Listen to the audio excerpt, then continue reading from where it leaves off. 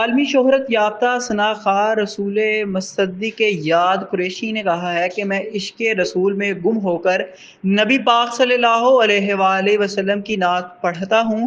خوبصورت آواز نعمت خداوندی ہے۔ نوجوان نسل کو بے راہ روی سے بچانے کے لیے سرکاری سطح پر نعت خوانی کے فروغ کے لیے کام ہونا چاہیے۔ لالچ اور شہرت کی بجائے اللہ پاک کی رضا کے لیے نعت پڑھی جائے تو دنیا اور آخرت میں کامیابی ہی کامیابی ہے۔ ان خیالات کا اظہار مصدق قریشی میڈیا سے خصوصی گفتگو کرتے ہوئے کیا۔ انہوں نے کہا کہ نبی پاک کی ثنا خوانی کی وجہ سے بے پناہ عزت اور عاشقان مصطفیٰ صلی اللہ علیہ وآلہ وسلم کی محبت ملی ہے۔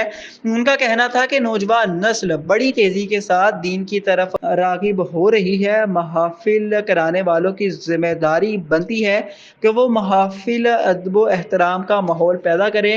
مصدق قریشی نے مزید کہا کہ مجھے ملک کے مختلف شہروں میں جا کر نعت شریف پڑھنے کا اعزاز حاصل ہے۔ مصدق قریشی کا تعلق ضلع جہلم سے ہے۔ گزشتہ 2 سالوں میں نعت خوانی کی بدولت نہ صرف ملک بھر میں بلکہ بین الاقوامی سطح پر شہرت حاصل کی۔